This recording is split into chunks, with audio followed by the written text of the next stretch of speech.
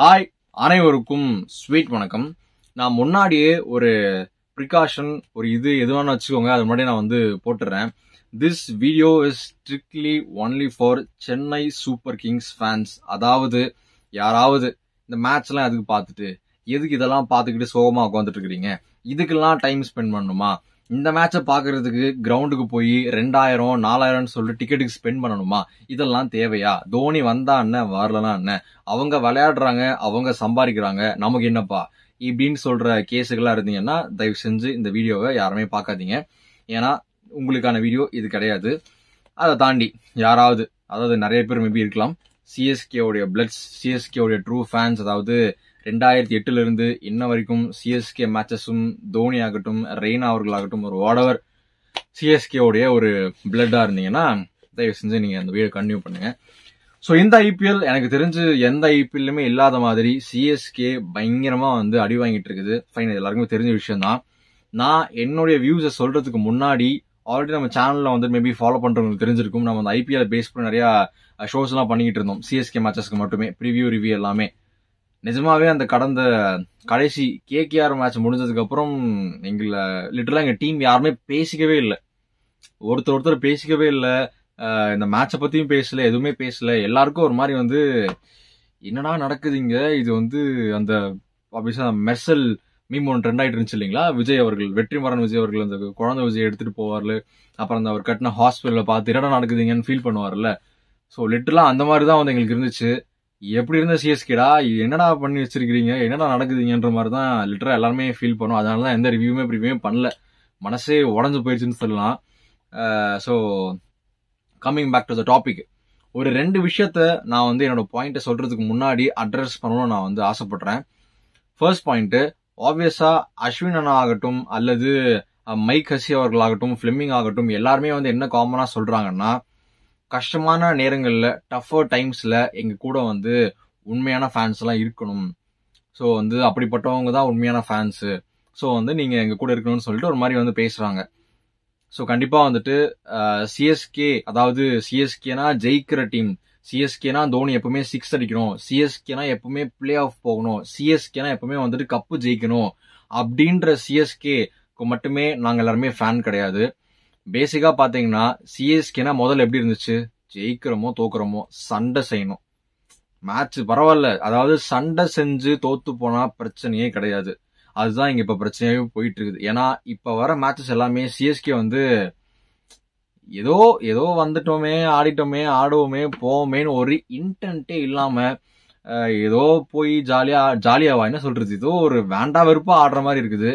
இதுதான் இப்ப இருக்கிற பிரச்சனை. எனக்கு தெரிஞ்சு மோசமா ஆடின அந்த 2020ங்களா, அந்த வருஷம் கூட ஜடேஜா அவர்களும் சரி, சாம் கரன் அவர்களும் சரி, இந்த மாதிரி 1-2 நல்ல பர்ஃபார்மன்ஸ் எல்லாம் வரும், நல்லா தான் பண்ணுவாங்க, நல்லா தான் கடைசியில் அவங்க மட்டும் அடிப்பாங்க, அந்த மாதிரிலாம் நிறைய நடந்துச்சு. கெய்க்வாட் ஆக்சுவலா அந்த சீசன் தான் கடைசியில் இறக்கி விட்டு ஒரு மாதிரி 50 அடிச்சிருப்பாருன்னு நினைக்கிறேன்.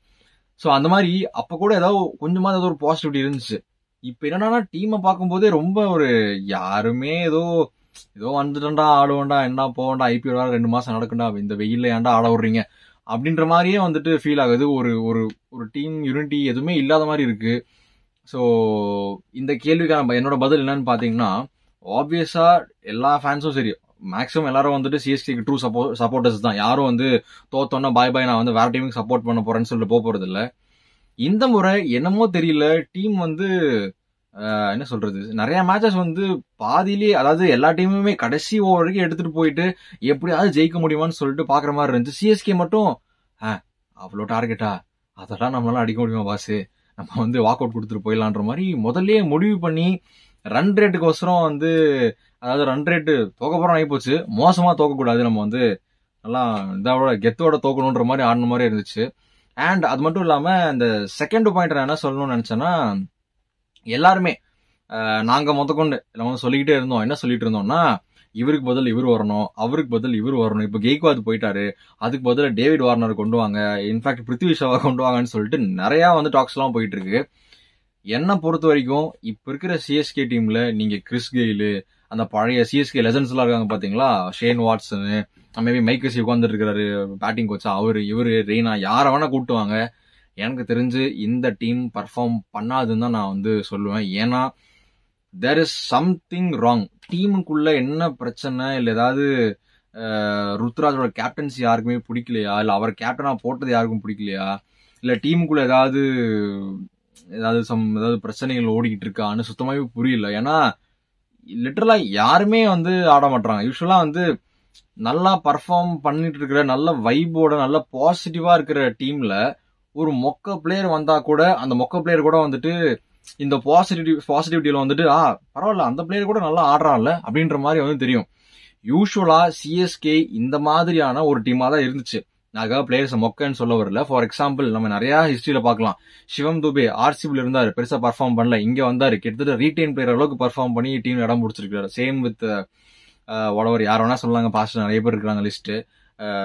ராம்பதி ராயுடு, உத்தப்பா, ரஹானி, யார் வேணா வச்சுக்கோங்க. சோ அப்படிப்பட்ட ஒரு சிஎஸ்கே டீம் இன்னைக்கு பிளேயர்ஸ் லெஜெண்ட்ஸ் லைக் அஸ்வின் இருக்காரு, ஜடேஜா அவர்கள் இருக்காரு, சரி எத்தனை பேர் இருக்காங்க உள்ள டீமுக்குள்ள. மேபி ஓகே, ராகுல் திரிபாதி, தீபக் ஹூடாலாம் நம்ம ஒதுக்கி வச்சிருமே. கான்வே நல்ல player, Rachin Ravindra man of the tournament வாங்கிட்டு வந்திருக்காரு. ஆப்வியஸா அது வேற ஓடிஐ, இது வேற எதுன்னு சொன்னாலுமே அதுக்குன்னு இப்படியா இவ்வளவு மோசமாவா அப்படி ஒரு பிளேயர் ஆடுவாங்க. சோ எனக்கு தெரிஞ்சு மொத்தமாவே டீமோட மொரால்லையே, டீமுக்குள்ளேயே என்னமோ சம்திங் இஸ் நாட் ரைட்னு எனக்கு தோணுது. அது என்னன்றது அவங்க தான் கண்டுபிடிச்சு இது பண்ணணும். அது சரியாகிற வரைக்கும் நீங்க என்னதான் பிளேயிங் லெவல் மாத்தினாலும், யாரதான் கொண்டு வந்தாலும், என்னதான் பண்ணாலும் எனக்கு தெரிஞ்சு டீம் இப்படிதான் இருக்க போகுது. ஏன்னா இந்த மாதிரி ஒரு சீசன் பேட்டிங் சொதப்பல், பவுலிங் சொதப்பல், ஃபீல்டிங் சொதப்பல், இது மாதிரி ஒண்ணு எனக்கு தெரியல. இது சிஎஸ்கேவே இல்ல, இது எங்க அண்ணனே இல்ல அப்படின்ற மாதிரி இது சிஎஸ்கே மாதிரி லிட்டரலாவே இல்ல. ஒரு ட்ரூ ஃபேனா இவ்வளவு வருஷம் சிஎஸ்கேவை 2008 இருந்து இன்ன வரைக்கும் ஃபியூச்சர்லயும் சரி ஃபாலோ பண்ணக்கூடிய, அவர் ஃபாலோ பண்ணிட்டு இருக்கிற ஒரு ஃபேனுக்கு பாத்தீங்கன்னா நிஜமாவே இட் ஹர்ட்ஸ் அ லாட். ஏன்னா தோனி அவர்கள் குறிப்பா சொல்லணும்னா, நாங்க வெயிட் பண்றதே இந்த ஐபிஎல் வரும், தோனி ஆடுவாரு, ஆடுறதை தாண்டி அவர் உள்ள அந்த எனர்ஜி, அந்த ஒரு இது வேற லெவல், அப்படி எல்லாம் கனவுகளோட தான் இருந்தோம். இந்த ஒரு வருஷம் அப்படிதான் ஓட்டுவோம். தோனி வராரு, 4 மாசம் 3 மாசம் சொல்லிட்டு பேசிட்டுலாம் இருப்போம். இப்போ அது வந்துருச்சு, நடந்துகிட்டு இருக்குது. இன்னும் கிட்டத்தட்ட பாதி மேட்சஸ்க்கு மேல இருக்குது. இருந்தாலும் உள்ள பயமா இருக்குது. ஐயோ அடுத்த மேட்ச் எப்ப சிஎஸ்கே மேட்ச் வரும், இந்த தடவை அசிங்கப்பட்டுருவோமோ, இந்த மனுஷனை காயப்படுத்திடுவாங்களோ. எல்லாருமே தான் தப்பு பண்றாங்க, தோனி உட்பட. ஆனா தோனி மட்டுமே தான் பிளேம் பண்றாங்க. ஒரு மாதிரி அவரை பாக்குறதே கஷ்டமா இருக்கு. தலைவா நீ பேசாம அமெரிக்காவே போயிடு சிவாஜி அப்படின்ற மாதிரி, நீங்க வேணா ரிட்டையரே ஆயிடுங்களேன் அப்படின்ற மாதிரி தான் தோணுது. ஆனால் யோசிச்சு பாருங்களேன், எனக்கு தெரிஞ்சு மகேந்திர சிங் தோனி, நீங்க ஃபேனா இருக்காதீங்க, யாராவனா இருங்க. அவர் பண்ண விஷயங்கள், இந்தியாவுக்கு பண்ண விஷயம், அந்த 3 டிராஃபிஸ் யாருமே இது வரைக்கும் பண்ணாதது. T20, 50 ஓவர், சாம்பியன்ஸ் டிராஃபி, டெஸ்ட்ல நம்பர் 1 அவர் இருந்த டைம்ல. ஸோ அதுக்கப்புறம் ஐபிஎல்ல வாங்கின 5 கப்பு, அந்த பக்கம் சாம்பியன்ஸ் லீக் 2ன்னு சொல்லிட்டு டிராஃபி கலெக்டர் இல்லையா பேசிக்கா. அவருக்கு ஒரு ப்ராப்பரான ஒரு send off, doesn't he deserve a proper send off? ஏன்னா இந்தியன் டீம்லயே அவருக்கு கிடைக்கல. 19ல அந்த தோத்ததுக்கு அப்புறம் அவரே வெளியே போயிட்டாரு. ஸோ அட்லீஸ்ட் இங்கேயாச்சும் இந்த மனுஷனுக்கு ஒரு ப்ராப்பரான சென்ட் ஆஃப். ஏன்னா இந்த டீம் எப்படி இருக்குது அப்படின்னா, எல்லா டைமும் டீமுக்கு ஒரு பிரச்சனைனா தோனி தான் சரி பண்ணணுமா அப்படின்றதான் என்னுடைய கேள்வி. ஏன்னா ஃபார் எக்ஸாம்பிள் இப்போ 2017 உள்ள வந்தாங்க இல்லைங்களா, அப்பவுமே முதல்ல தோனி தான் டீமை தூக்கி பிடிச்சிட்டு போயிட்டு இருந்தாரு. கேப்டனா நான் சொல்றேன், இப்போ அந்த பொறுப்பு ஏத்துக்கிற இடத்துல இருக்கிறது நான் சொல்றேன். ஸோ 18ல தோனி தான் அதை பண்ணி கொடுத்தாரு. நாங்க தூசுல நாங்களும் மாஸ்டரான்னு சொல்லிட்டு 18ல பண்ணி கொடுத்தாரு. 19ல திருப்பியும் ஃபைனல் வரைக்கும் போனோம், ஜஸ்ட் மிஸ் ஆயிடுச்சு. 2020 we had a very very bad season. So அதுக்கப்புறம் 21ல கப் அடிச்சோம். திருப்பியும் 22ல ஒரு மாதிரி பேடா போச்சு. திருப்பியும் 23ல தோனி கப் அடிச்சு கொடுத்தாரு. ஏன்னா 22ல அந்த ஜடேஜா கேப்டன்சி ஒரு மாதிரி இதா போச்சு. திருப்பியும் 23ல கப் அடிச்சோம். ஸோ எல்லா டைமுமே தோனி தான் முன்னாடி நின்று ஏதோ ஒரு பொறுப்பு எடுத்துட்டு பண்ற மாதிரி இருக்கு. மத்தவங்க ஏன் அவருக்காக பண்ண மாட்டாங்க? அல்லது ஏன் ஒரு யங்ஸ்டரை பேசிக்கா, ஏன்னா நீங்க இன்னைக்கு ஃபார்ம் பண்ணி விடுற யங்ஸ்டர் தான் இன்னொரு 3 வருஷம் 4 வருஷத்துக்கு அப்புறம் டீம்ல ஒரு மெயின் ஹேண்ட், ஒரு அப்பர் ஹேண்டு, டீமை பொறுப்பு எடுத்துக்கிற ஒரு ஆளா வர முடியும்ல. நீங்க இன்ன வரைக்குமே எனக்கு தெரிஞ்சு ருத்ராஜ் கேக்வாதுக்கு அப்புறம் எந்த ஒரு யங்ஸ்டருமே டீம்ல ப்ளூம் ஆகல. 2020 அந்த டேர்ம்ஸ்ல மேபி கேக்வாத் வந்திருந்தாலுமே யோசிச்சு பாருங்க, கிட்டத்தட்ட 5 வருஷம் ஆயிடுச்சு. யாரா ஒரு யங்ஸ்டர் ஃப்ரம் சிஎஸ்கே, ஏன்னா ஒவ்வொரு டீம்லயுமே they are fully dependent on youngsters. பிடிக்கிறாங்க, ஸ்கவுட்டிங் பண்றாங்க, அங்க போறாங்க, இங்க எல்லா பக்கம் போற, எங்கெங்கயோ மூல முட்கள் தான் பிடிச்சி கூட்டு வராங்க. ஆனா இப்ப சிஎஸ்கேக்கு எப்படி இருக்குதுன்னா லைக் கண்ணுடைய இருக்கிறாங்க, அத்தனை யங்ஸ்டர்ஸ் டீமுக்குள்ளேயும் நிறைய பேர் இருக்கிறாங்க. ஆனா ஏன் வந்து they are not trusting youngsters தெரியல. நீங்க ஓகே எக்ஸ்பீரியன்ஸ் தான் ட்ரஸ்ட் பண்ணுவீங்க, அவங்க மேலதான் போவீங்கன்னா தாராளமா போங்க, பிரச்சனையே இல்ல. ஆனா give them a chance, at least give them a chance. ஒரு ஒரு ஒரு 8 பேர் வச்சுக்கோங்கப்பா எக்ஸ்பீரியன்ஸ் பிளேயர்ஸ், ஒரு 3 பேர் 4 யங்ஸ்டர்ஸ் சான்ஸ் கொடுங்களேன். அட்லீஸ்ட் அவங்களுக்கு ஒரு வாய்ப்பாவது கொடுங்க, அவங்க டெஸ்ட் பண்ணி ட்ரை பண்ணி ஏதாவது ஒர்க் ஆகுதா ஒர்க் ஆகல. ஏன் திரும்ப திரும்ப வந்து இதே தப்ப பண்றாங்கன்னு தெரியல. எனக்கு மைக்கசி இந்த இவ்வளவு மேட்ச் தோத்ததுக்கு அப்புறம் ஒரு இன்டர்வியூ கொடுத்திருந்தாரு, அதுவும் எனக்கு ரொம்ப காண்டு வர மாதிரி தான் இருந்துச்சு. அதாவது நாங்க சிஎஸ்கே திருப்பியும் வந்து எக்ஸ்பீரியன்ஸ் தான் ட்ரஸ்ட் பண்ணுவோம், யங்ஸ்டர்ஸும் வந்துட்டு இன்னும் எங்களுக்கு வாய்ப்பு இருக்கிற மாதிரி தெரியுது, அதனால ஸ்டில் நாங்க வந்து கிவ் அப் பண்ணல. ஸோ யங்ஸ்டர்ஸ் வந்து எப்போ ஓகே வாய்ப்பே இல்லை சுத்தமா முடிஞ்சு போச்சு அப்படின்னு தெரியும் போது தான் நாங்க வந்து யங்ஸ்டர்ஸ் சான்ஸ் தரோம்னு சொல்லிட்டு திருப்பியும் சொல்லியிருந்தாரு. எனக்கு நிஜமாவே புரியல, ஏன் இப்படி பண்றீங்க, உங்களுக்கு புரியுதா புரியலையா, இதெல்லாம் யாராவது சொல்லுவாங்களா சொல்ல மாட்டாங்களா? ஏன்னா இப்போ நிறைய வெளியில சிஎஸ்கே மேல அன்பு கொண்ட CSK ex players who are still part of CSK, Rayudu சொல்லலாம், ரெய்னா அவர்கள் போன மேட்ச் வந்து உட்கார்ந்துருந்தாரு பக்கத்துல, காஷி அவர்கள் பக்கத்துல. ஸோ என்னமோ பேசிட்டு இருக்கேன்னு நினைக்கிறேன். ஸோ ரொம்ப பெருசா போயிட்டனோ. சரி ஓகே, ஒரு மாதிரி முடிவு உரைக்கு வருவோமே. ஸோ எனக்கு தெரிஞ்சு சிஎஸ்கே இந்த வருஷம் கப் அதெல்லாம் விட்டுருங்க, மறந்துடுங்க. 2026 டார்கெட் பண்ணி இதுக்கப்புறம் உள்ள மேட்சஸ் எல்லாம் விளையாடுனா பெட்டரா இருக்கும்னு நான் வந்து நினைக்கிறேன். நான் அதை டார்கெட் பண்ணி நான் சொல்ல வருது ஆல்ரெடி சொன்ன அந்த பாயிண்ட். தயவு செஞ்சு யங்ஸ்டர்ஸ் கூட வேணாமே, அட்லீஸ்ட் உங்க டீம்ல ஏதோ பிரச்சனை இருக்குது அதெல்லாம் சரி பண்ணுங்க. ஏன் எல்லாருமே பயந்து ஆடுறாங்கன்னு தான் புரிய மாட்டேங்குது. ஒரு 6 அடிச்சு ஒரு 6 அடிக்க ட்ரை பண்ணி அட்டாக் பண்ண ட்ரை பண்ணி அவுட் ஆனா பிரச்சனையே இல்லை. ஏன்னா உங்க இன்டென்ட் ரைட்டு, டீமுக்கு ஸ்கோர் பண்ண பாக்குறீங்க, ஒரு 6ஓ 4ஓ ரிஸ்க் எடுத்து அவுட் ஆறீங்கன்னா பிரச்சனையே இல்லை. ஓகே ரிஸ்க் எடுத்தா அப்படிதான், அப்படி வேணா போலாம். ஆனா நீங்க அவுட் ஆகுறது எல்லாமே சிங்கிள் எடுக்க போய் அவுட் ஆகுறது எனக்கு ரொம்ப வினோதமா இருக்கு. ரச்சின் ஆகட்டும், பயந்து என்னமோ பந்து வருது ஏதோ பட்டா வலிக்குமே அந்த மாதிரி ஏதோ பயந்து ஆடுற மாதிரி. ரச்சின் லாஸ்ட் மேட்ச் அவுட் ஆனது, ஜடேஜா அவர்கள் லாஸ்ட் மேட்ச் அந்த கீப்பர் கேட்ச் கொடுத்துட்டு போனது, விஜய் சங்கர் ஃபாஸ்ட் பவுலிங்க்கு வந்து ரொம்ப திணறாரு, கான்வே வந்து அது எதுக்கு ஸ்வீப்னு தெரியல இந்த பக்கம் மடக்கி போட்டு அவுட்டு, ஹூடா எதுக்கு இம்பாக்ட் பிளேயரு அவரும் லிட்டரலா திருப்பியும் வந்து சிங்கிளுக்கு, மொத்த டீமுமே போன மேட்ச் சிங்கிளுக்கு பார்த்து அவுட் ஆனதுதான் நிஜமாவே என்னால ஏத்துக்கவே முடியல. ஆனா அட்லீஸ்ட் தூக்கி அடிச்சு ஏதாவது எட்ஜாயி எங்கேயா புடிச்சு போனா கூட சரி, ஏதோ ட்ரை பண்ணா அடிச்சான் பிடிச்சான் போச்சான்னு விட்டுறலாம். எனக்கு தெரிஞ்சு போன மேட்ச் மொத்த டீமும் சிங்கிளுக்கு ஆசைப்பட்டு விக்கெட்டை விட்டது எல்லாம் என்னமோ இந்தா வச்சுட்டு போன்ற மாதிரி இருந்தது. சரி ஓகே, இதுக்கு மேல பேச ரொம்ப புலம்பிட்டு இருப்பேன். டு கன்க்ளூட் திருப்பியும் சொல்றேன், அஸ்வின் அவர்களுக்காகட்டும் இல்ல மைக்கேசி அவர்களும், ஹூவர் ஃப்ரம் சிஎஸ்கேஸ் மேனேஜ்மெண்ட் ஆகட்டும், வி ஆர் ஸ்டில்லாம் இல்ல அந்த வார்த்தையே சொல்லக்கூடாது, நாங்க எப்பவுமே சிஎஸ்கே உடைய ஆர்டன்ட் ஃபாலோவர்ஸ் தான், இப்பவும் சரி நாளைக்கும் சரி நேத்தும் சரி. ஆனா தயவு செஞ்சு உங்க இன்டென்ட்டை மாத்துங்க, தயவு செஞ்சு உங்க வே ஆஃப் பிளேயிங்க மாத்துங்க. இது சிஎஸ்கேவே கிடையாது. சேப்பாக்ன்றது ஒரு ஃபோர்ட்ரஸ், ஒரு கோட்டையா இருந்தது. இந்த வருஷம் ஃபர்ஸ்ட் டைம் வந்து சேப்பாக்ல ஆர்சிபின்ற சாண்ட் கேட்கும் போதே நினைச்சேன் இது என்னமோ சரியில்லடா இந்த வருஷம், என்னது சேப்பாக்ல வந்து ஆர்சிபின்லாம் சாண்ட் கேக்குதுன்னு நினைச்சேன்.